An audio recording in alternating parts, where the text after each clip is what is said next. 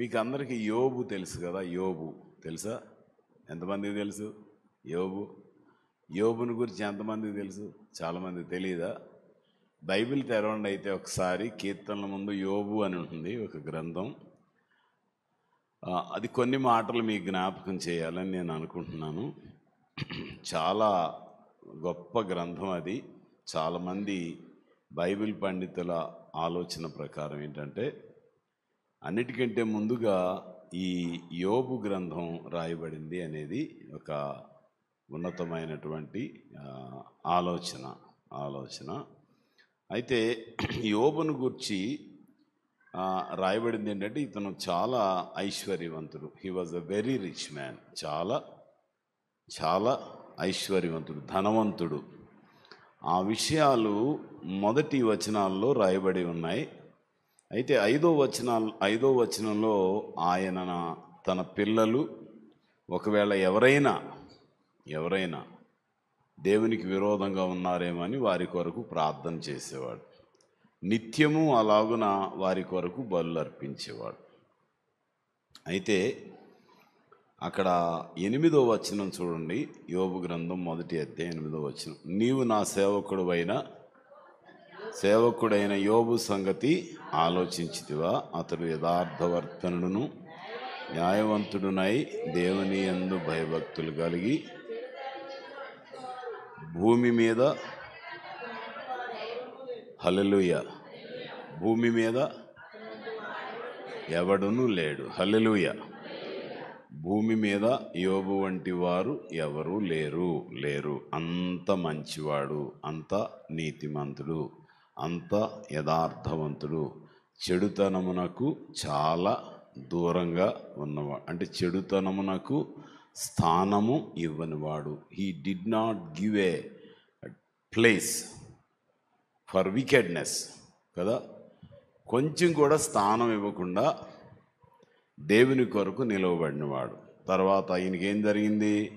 ఆస్తి అంతా పోయింది. 12వ వచనం నుండి మనం చూస్తే ఆయన ఎలా అన్ని పోగొట్టుకున్నాడో అక్కడ 1వ అధ్యాయంలో రాయబడింది. ఎడ్లు, నాగళ్ళు, మరి పశువులు ఒక్కొక్కటి ఎలా వెళ్ళిపోయినాయి, గొర్రెలు ఎట్లా వెళ్ళిపోయినాయి, ఒంటెలు ఎట్లా వెళ్ళిపోయినాయి, అన్నీ అక్కడ వరుసగా రాయబడ్డాయి. ఇంకా ఫైనల్గా ఇంకో విషయం ఏంటంటే, వాళ్ళ అన్న చెల్లెళ్ళు, అక్క చెల్లి, తమ్ముళ్ళు అందరూ కలిసి భోజనం చేస్తున్నారంట. చిన్న విందులాగా చేస్తున్నారు. 19వ వచనంలో ఒక గొప్ప సుడిగాలి వచ్చి కొట్టేస్తే అందరూ చచ్చిపోయారంట. ఇల్లు కూలబడిపోయింది, చచ్చిపోయారు. ఇప్పుడు కూడా అప్పుడప్పుడు అమెరికా, కెనడా లాంటి దేశాలు టార్నడోస్ అని ఇంకా హరికేన్స్ అని వస్తూ ఉంటాయి. అవి వచ్చినప్పుడు ఆ గాలి చుట్టేసిందంటే ఇళ్ళు కూడా లేచిపోతాయి. ఎందుకంటే అవన్నీ వుడెన్ హౌసెస్ ఎక్కువ ఉంటాయి, లేచిపోతాయి అన్నీ. సో అలా చాలామంది చనిపోతూ ఉంటారు అప్పుడప్పుడు. అయితే ఇక్కడ యోబు బిడ్డలు విందు చేసుకుంటున్నటువంటి ఇల్లు కూలిపోయింది, అందరూ చచ్చిపోయారు. ఇది ఫస్ట్ ఇన్ఫర్మేషన్. 2వ అధ్యాయం వచ్చేటప్పటికి మరి చాలా భయంకరమైనటువంటి అనారోగ్యం ఆయనకి వస్తుంది. ఒళ్ళంతా కురుపులు వస్తాయి. గోళ్ళన్నీ ఊడిపోయినాయి, ఇంకా గోళ్ళు లేవు.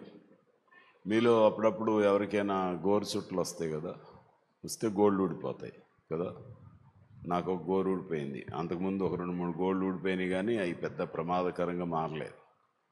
సో గోరు చుట్లు వస్తే గోళ్ళు ఊడిపోతాయి. ఈ గోరు చుట్లు కాదు, ఏమీ లేదు, ఒక క్షణంలో అన్ని మార్పులు వచ్చేసి గోళ్ళు ఊడిపోయినాయి, వీళ్ళంతా పుళ్ళు వచ్చినాయి. గోక్కోవడానికి కూడా ఏమి లేక అక్కడ ఏదైనా చిల్ల పెంకులు, మట్టి పెంకులు ఉంటే వాటితో గీరుకుంటే అదంతా మళ్ళీ పుండు అవుతుంది. అది పరిస్థితి. అలా శ్రమలు అనుభవిస్తూ వచ్చాడు. అయితే జ్ఞాపకం చేసుకోవాల్సింది ఏంటంటే, మధ్యలో చాలా సంభాషణలు జరిగాయి. వాటన్నింటిని గురించి మనం మరి ఆలోచించవలసిన అవసరం లేదు. కానీ ఒక వచనాన్ని మీ ముందుకు తీసుకొస్తున్నాను. 26వ అధ్యాయం 7వ వచనాన్ని మనం చదువుకుందాం. శూన్యమండలము పైని ఉత్తర దిక్కున ఆకాశ విశాలమును ఆయన పరిచెను, శూన్యము పైని భూమిని వేలాడజేసెను. మరి కొపెర్నికస్ అనుకుంటా ఆయన భూమి గుండ్రంగా ఉందని చెప్తే ఆయన చంపేశారు. కానీ ఎప్పుడో ఒక క్రీస్తు పూర్వం 2000 సంవత్సరాల క్రితం ఎప్పుడో ఈయన చెప్పాడేమని, భూమి గుండ్రంగా ఉంది, శూన్యంలో వేలాడుతూ ఉందని. అంటే ఈయనకి ఏ నాలెడ్జ్ ఉంది? జియోలాజికల్ నాలెడ్జ్, ఖగోళ శాస్త్రంలో ఈయనకి మంచి జ్ఞానం ఉంది. ఏ ఏ ఏ నక్షత్రాలు ఉన్నాయి, భూమి ఎలా ఉంది, వీటన్నిటిలో. So he's not an astrologist, is an astronomer. అంటే గోళాలను గురించి, గ్రహాలను గురించి తెలిసినవాడు. సో అది ఆయన జ్ఞానాన్ని గురించి అది ఒక రుజువు అక్కడ ఉంది. అయితే ఈయన ఎక్కడా ఎప్పుడూ ఒక్క మాటతో కూడా దేవునికి విరోధంగా మాట్లాడలేదని మనం అక్కడ చూస్తాం 2వ అధ్యాయంలో. అయితే ఈయన ఏమన్నాడంటే, అసలు దేవుడిని నేను అడుగుతాను, నాకు ఎందుకు కష్టాలు వచ్చినాయి అని అడిగాడు, అంతే అన్నాడు కదా. అప్పుడు దేవుడు మాట్లాడుతున్నాడు ఏమనంటే 40వ అధ్యాయం 2వ వచనం, యోబు యొక్క మంచితనం, నిర్దోషత్వం, విధేయత, దీనత్వం అన్నీ మనం చూసాం. అతను మంచివాడు, దేవుడిని దూషించలేదు, నిందించలేదు, చాలా చక్కగా దేవుడు ఇచ్చాడు, దేవుడే తీసుకున్నాడు, పర్వాలేదులే, ఆయన చిత్తం ఏంటోలే అన్నాడు. మరి తనకు కలిగిన బాధలో కూడా మరి ఎందుకు నాకు ఈ కష్టం వచ్చిందని అడగలేదు. ఆ స్నేహితులు వచ్చి 3 వచ్చి పీడిస్తూ ఉంటే నేను అడుగుతాను, దేవుడిని మాట్లాడతానని చెప్పాడు. దేవుడు నా ఎదురుగుండా వస్తే నేను అడుగుతానన్నాడు కదా. అందుకని ఇప్పుడు దేవుడు అడుగుతున్నాడు 2వ వచనంలో, ఆక్షేపణలు చేయదూచువాడు సర్వశక్తుడగు దేవునితో వాదింపవచ్చునా? దేవునితో వాదించువాడు ఇప్పుడు ప్రత్యుత్తరం ఇవ్వవలెను. ఐఎమ్ గివింగ్ యూ ఛాన్స్, నీవు ఇప్పుడు మాట్లాడు, నీకు అవకాశం ఇస్తున్నానని చెప్పాడు దేవుడు. ఆయన అంటున్నాడు, అయ్యా నేను నీచుడను, 4వ వచనం, నేను నీకు ఏమని ప్రత్యుత్తరం ఇస్తాను? నా నోటి మీద నా చేతిని, ఏదో బుద్ధి తక్కువై ఒకసారి మాట్లాడాను, మళ్ళీ మాట్లాడు అని చెప్తున్నాడు కదా. మళ్ళీ అడుగుతున్నాడు దేవుడు, పౌరుషం తెచ్చుకుని నడుం కొట్టుకుని నాకు సమాధానం చెప్పంటున్నాడు కదా. ఏమన్నాడు? యోబు ఏమన్నా తప్పు చేశాడా? అసలు యోబు ఇంకా మాట్లాడట్లేదు కదా. ఆయన చెప్పిన మాటలు చాలా సౌమ్యంగా, నిశ్శబ్దంగా వింటున్నాడు. మీరు ఎవరైనా అలా వినగలరా? చిన్న చిన్న శోధనలు మనకు వచ్చినప్పుడు, చిన్న చిన్న కష్టాలు మనకు వచ్చినప్పుడు ఏమనుకుంటాం మనం? దేవుడు నాకెందుకు ఈ శ్రమలు తీసుకొచ్చాడు, ఎందుకు ఇటువంటి కష్టాలు తీసుకొచ్చాడు అని ఆయన మీద నేరారోపణ చేయడానికి ప్రయత్నం చేస్తాం. 42వ అధ్యాయంలో మనం చూస్తే 5వ వచనం, వినికిడి చేత నిన్ను గూర్చిన వార్త నేను వింటిని, ఇప్పుడు నిన్ను కన్నులారా చూస్తున్నాను, కావున నన్ను నేను అసహించుకొని ధూళి పడి పశ్చాత్తాప పడుచున్నాను. హల్లెలూయా. దుమ్ములోను బూడిదలోను పడి నన్ను నేను అసహించుకుని పశ్చాత్తాప పడుతున్నాను. హల్లెలూయా. బాధ అంతా పడి, శ్రమలన్నీ భరించి, నిందలు, అవమానాలు, తృణీకారం స్నేహితుల దగ్గర నుంచి ఎదుర్కొని, యోబు ఇప్పుడు మాట్లాడుతానన్నావుగా, నాకు సమాధానం చెప్పమంటున్నాడు ప్రభు కదా.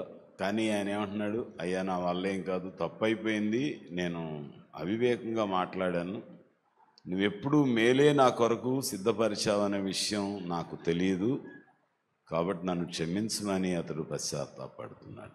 అడగొచ్చు, మరి నేనేం చేశాను, నాకు ఎందుకు ఇట్లా తీసుకొచ్చావని అడగలేదు. అడిగాడా? అడగలేదు.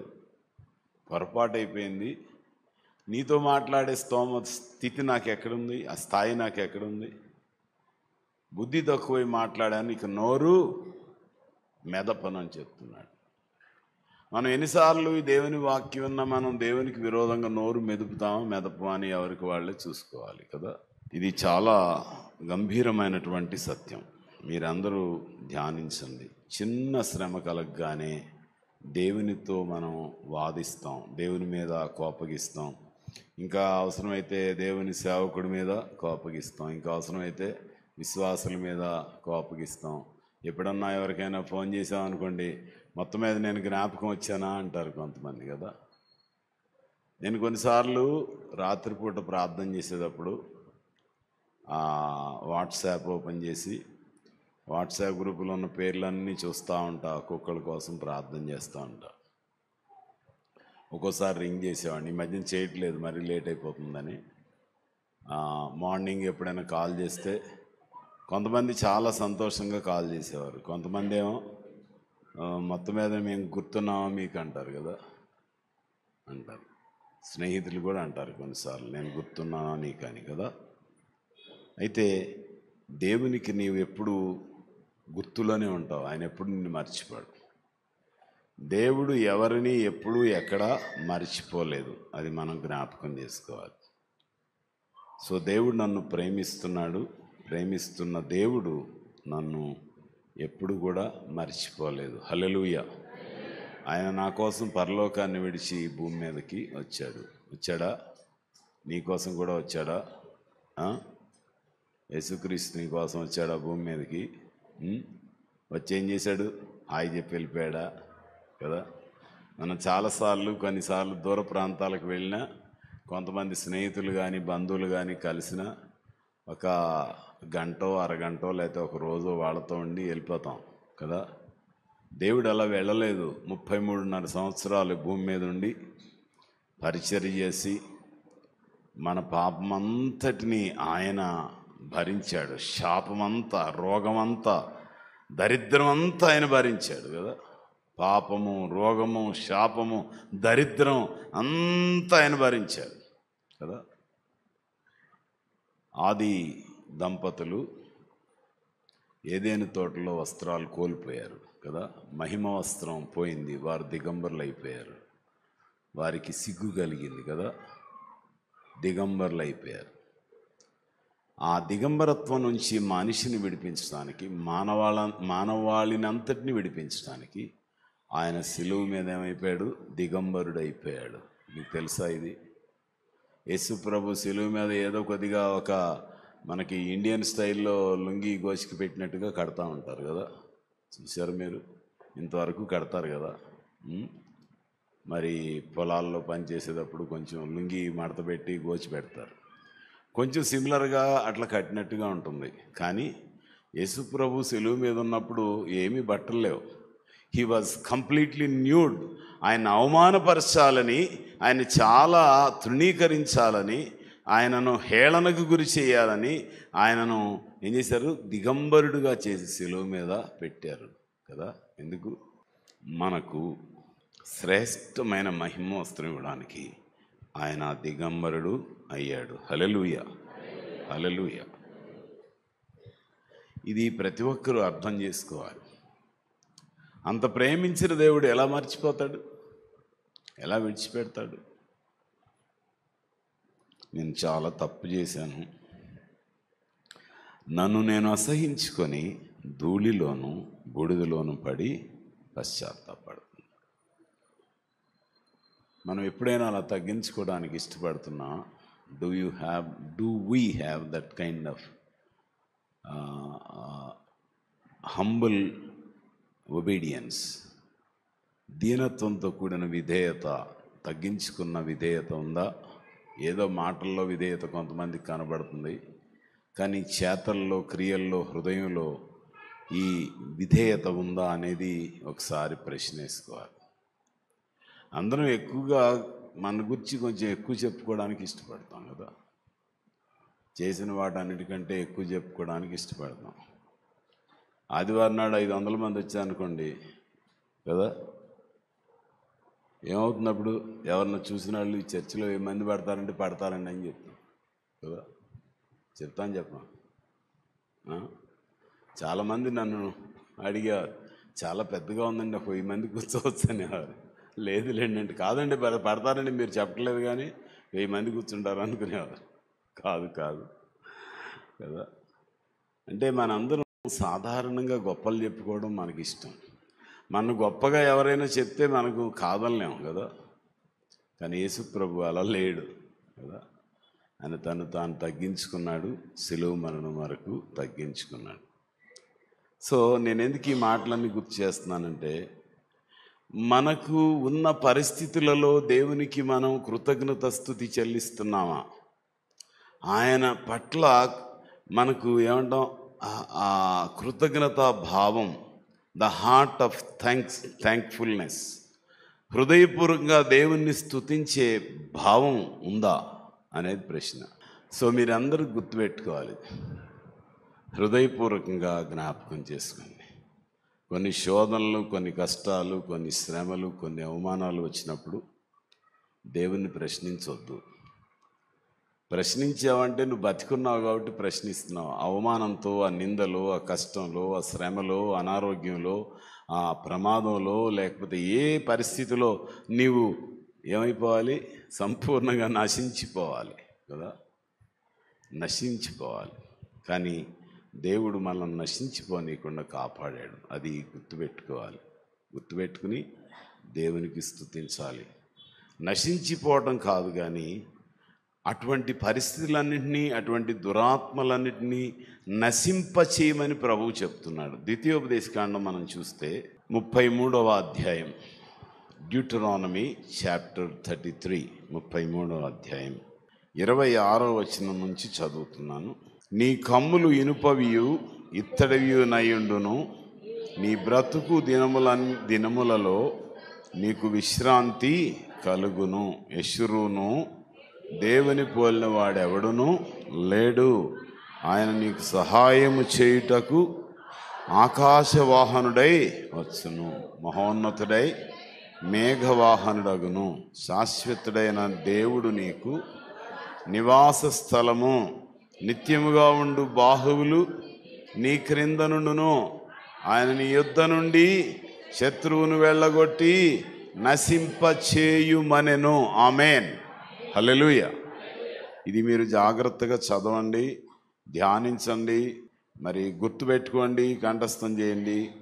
నీ కమ్ములు ఇనుపవియు నీ ఇత్తడివియునై ఉండును, నీవు బ్రతుకు దినముల్లో నీకు విశ్రాంతి కలుగు.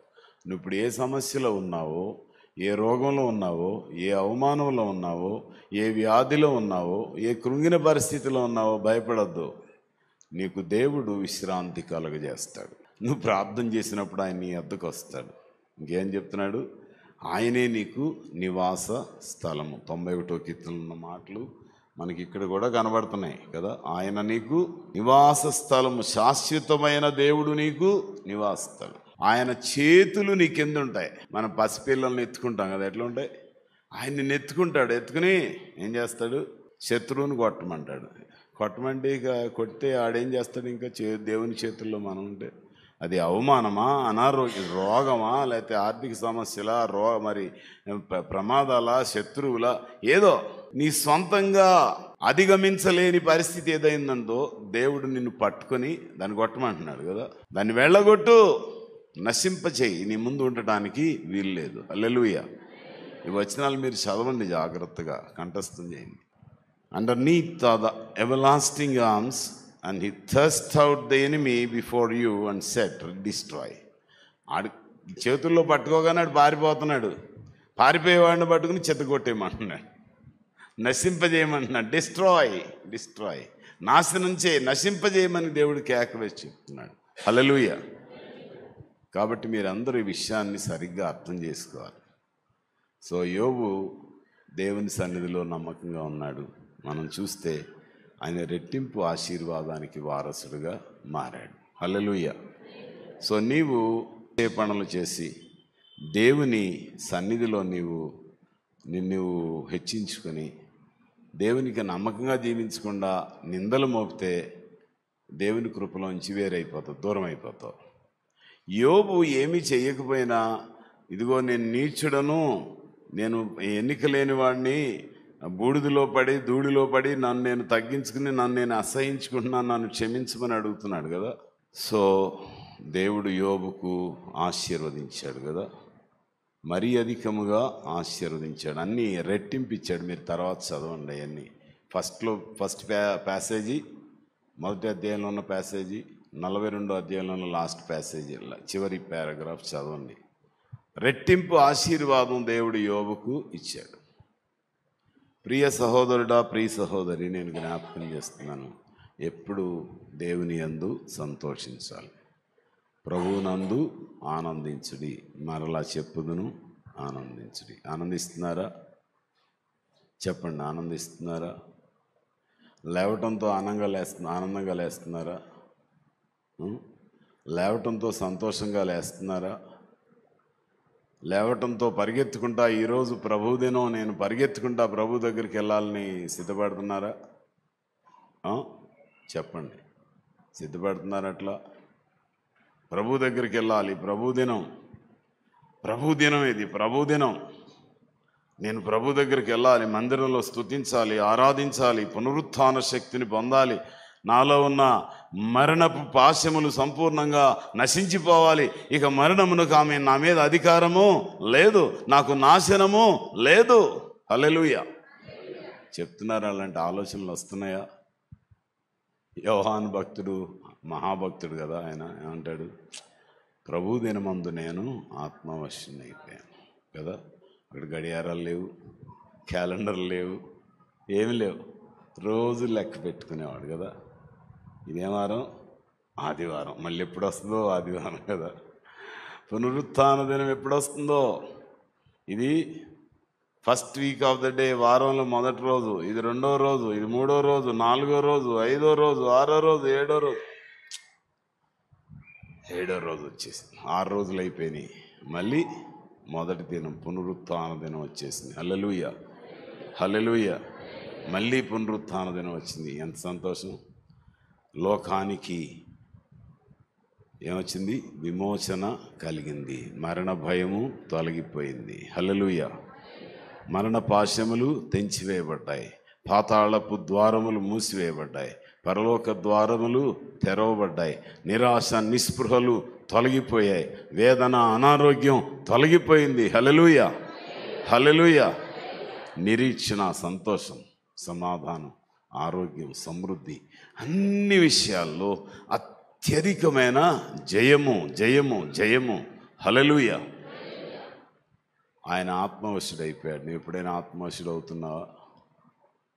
సమాధానం ఏంటి? యవనస్తులు, పెద్దలు, చిన్నలు అందరూ ఉన్నారు కదా. బైబిల్లో ఏం చెప్తాడు? యోవేలు గ్రంథకర్త ఏమంటాడు? అందరినీ పిలవండి, దేవుని మందిరానికి తీసుకురండి.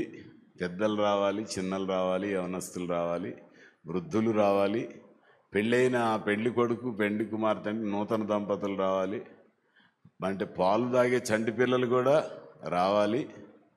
సోలం ఫాస్ట్ అంటే ఖచ్చితంగా ఉపవాసం ఉండి రాత్రి అంతా ప్రార్థన చేయమంటాడు. ఎంతమంది వస్తారు? 10 days ముందర నిర్ణయించుకుందాం. ఎంతమంది వస్తారు? ఒక రాత్రి అంతా ప్రార్థన చేద్దాం. ఇక నుంచోవడం కూర్చోవడం కాదు, మీరు దేవునితో పెనుగులాడాలి, ప్రార్థించాలి. దీన ప్రార్థనలు, కన్నీటి ప్రార్థనలు దేవునికి వినబడాలి. చేద్దాం. ఎంతమంది వస్తారు? చెప్పండి, ఎంతమంది వస్తారు? వస్తే దాన్ని బట్టి నిర్ణయించుకుందాం. మీరందరూ పేర్లు ఇవ్వండి, నా ఫోన్కి ఇచ్చేసి చెప్పండి, ఇదిగో ఏమంటారు, మెసేజ్ పెట్టండి, నేను వస్తాను, నేను కూడా ఉంటాను, ప్రార్థన చేద్దామని కొంచెం నాకు మెసేజ్ ఇస్తారా? ఇప్పుడు చేతులు ఎత్తలేకపోయినా ఆలోచించి చెప్పండి. ప్రార్థన చేద్దాం. దేశం కొరకు ప్రార్థన చేయాలి, ప్రపంచ దేశాల కొరకు ప్రార్థన చేయాలి. కొంతమంది సహోదరులు వస్తారు, రోజు వాళ్ళు ప్రార్థన చేస్తున్నారు. కొంతమంది సహోదరులు వస్తున్నారు, మెన్స్ ఫెలోషిప్ అని, వాళ్ళు గ్లోబ్ పట్టుకుని ప్రార్థన చేస్తున్నారు. వచ్చినప్పుడల్లా వీక్లీ 3 days 4 days వస్తున్నారు. సో మీరు కూడా రావచ్చు. రోజంతా ప్రార్థన చేద్దాం అనేది ఒక్కరోజే, అన్ని రోజులు కాదు. మీ కష్టాలు తొలగిపోవాలంటే ఎవరు సహాయం చేస్తారు? ఎవరు చేస్తారు? పరుగులెత్తికెళ్తే పనులు అవుతాయా? ఉరుకులు పరుగులెత్తే పనులు అవుతాయా? కూర్చోండి, వాక్యం చదవండి. రోజు 3 అధ్యాయాలు చదవండి అని బ్రతిమాలు చెప్తున్నా. ఎంతమంది చదువుతున్నారు నాకు తెలియదు. చదువుతున్నారా? ఎలా కష్టాలు ఎలా తీరుతాయి? గొప్ప స్థానంలోకి ఎలా వెళ్తాం? మనం సమృద్ధిలోకి ఎట్లా వెళ్తాం? ఇశ్రాయేలీలు అంత గొప్ప సమృద్ధి కలిగినటువంటి పాలుతేన్లు ప్రవహించే కనాను దేశానికి వెళ్ళిన తర్వాత దేవుని ధర్మశాస్త్రాన్ని వాళ్ళు చదవటం మానేశారు. ఏమైపోయింది? మళ్ళీ దేశంలో క్షామం మొదలైంది, తెగుళ్ళు మొదలయ్యాయి, బలహీనలు అయిపోయారు. వాళ్ళు మరలా తరమబడ్డారు. అష్షూరు దేశానికి, బబులోన్ దేశానికి, ప్రస్తుతం ఉన్న ఇరాక్, ఇరాన్ ఈ ప్రాంతాల్లో వారు ఏమైపోయారు? మరలా బానిసలుగా వెళ్ళిపోయారు. దేవుడికి ఇచ్చిన స్వాతంత్రం, దేవుడికి ఇచ్చిన స్వస్థత, దేవుడికి ఇచ్చిన సమృద్ధి, దేవుడికి ఇచ్చిన నెమ్మది, వాటిని పోగొట్టుకుని మరలా నువ్వు సమస్యల్లో, శోధనల్లో, బాధల్లో, కష్టాల్లో కూరుకుపోతావా? నీ స్వకీయ జ్ఞానాన్ని, సొంత తెలివితేటలను విడిచిపెట్టి దేవుని వద్దకు వస్తావా? నీ వస్త్రములను కాక మీ హృదయములను చింపుకొని దేవుని తట్టు తిరగండి. యోబు తిరిగాడు, ఏ పాపం లేకపోయినా. మనలో చాలా లోపాలు ఉన్నాయి. మనం తిరుగుతామా? మనం అసహించుకోగలుగుతామా? ఎవరినైనా అసహించుకుంటాం, కానీ మనం అసహించుకుంటామా? ఎదుటివాడిని చిత్కరించుకోవడం చాలా తేలిక కదా. మనం తగ్గించుకుంటాం, అసహించుకుంటాం. ఇంత చండాలంగా నేను బతుకుతున్నాను అనుకుంటామా? ఎన్ని దరిద్రం మాటలు చెప్పినా ఇంక చండాల మాటలు మాట్లాడాలని ఒప్పుకుంటామా? ఎన్ని అబద్ధాలు చెప్పినా అబద్ధాలు చెప్పాను చండాలంగానే ఒప్పుకుంటామా? ఎంతమందికి ఎన్ని పొలాలు పెట్టి, ఎన్ని కుటుంబాలకు ఏమంటాం మంటలు పెట్టినా ఇది చేసామని ఒప్పుకుంటామా? అనకూడని మాటలు, చెప్పకూడని మాటలు చెప్పి కాపురాలు పాడు చేసేవాళ్ళు చాలామంది ఉంటారు. కొంతమంది ఇలాంటి దుర్మార్గమైన మాటలు పొద్దున చదివాను. వారి నాలుక వాడిగల కత్తి. ఎంత దరిద్రమైన దుర్మార్గమైన మాటలు మాట్లాడతారంటే వాళ్ళకి సిగ్గు ఎగ్గు అసలు ఈ మానవత్వం ఉండదండి, ఉండదు. ఎందుకు క్రైస్తవులుగా ఉండటం ఏం ప్రయోజనం? యోబు అంటున్నాడు, అయ్యా నన్ను నేను తగ్గించుకున్నాను, అసహించుకుంటున్నాను, దుమ్ములో ధూళిలో పడి పొరలాడుతున్నాను, క్షమించు. నీతో మాట్లాడటానికి నేనే పాటివాణ్ణి, నీవు దర్శించావు చాలు ప్రభువా, చాలు. ప్రార్థన చేసుకుందాం, అందరూ మోకరించండి. ఏదో క్రైస్తవులం అని పబ్బం గడుపుకోవడం కాదు, రోజులు కాలయాపన చేయడం కాదు. సహోదరుడా, సహోదరి, ప్రియ బిడ్డలారా, జ్ఞాపకం చేస్తున్నాను. ఆషామాషి జీవితం కాదు క్రైస్తవ జీవితం అంటే. ఏదో ఒక కళ్ళబొల్లి మాటలు చెప్పి కాలక్షేపం చేయడానికి దేవుడిని ఏర్పాటు చేసుకోలేదు. ఆయన నీ కోసం చేతులు చాపి ఎదురు చూస్తున్నాడు. ఎప్పుడు సహాయం చేయాలి, ఎప్పుడు దీవించాలి, ఎప్పుడు స్వస్థపరచాలి, ఎప్పుడు పరిశుద్ధపరచాలి, ఎప్పుడు నింద నుండి విడిపించాలి, ఎప్పుడు ఈ వేదనకరమైన పరిస్థితి నుండి వీరిని లేవనెత్తాలని ఆయన ఎదురు చూస్తున్నాడు. నేను తగ్గించుకుంటున్నావా?